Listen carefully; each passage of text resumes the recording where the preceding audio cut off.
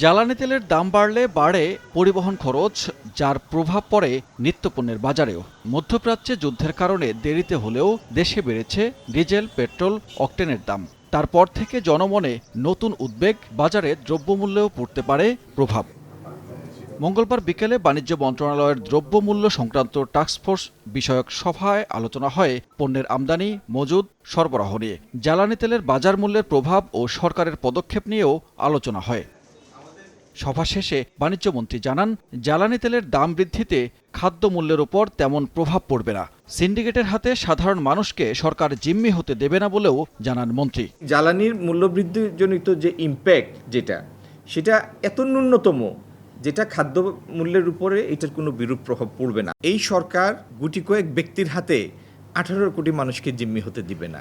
বাজারে আমদানি পণ্যের সরবরাহ স্বাভাবিক আছে জানিয়ে মন্ত্রী বলেন, খোলা সয়াবিন তেলের সরবরাহ স্বাভাবিক থাকলেও বোতলজাত তেলের ঘাটতি আছে। বোতলজাত সয়াবিনের সরবরাহ একটু কম আছে, আবার খোলা সয়াবিন পর্যাপ্ত আছে, যেটি হয়তো নির্ধারিত মূল্য থেকে অল্প কিছু বেশি মূল্যে বিক্রয় হচ্ছে।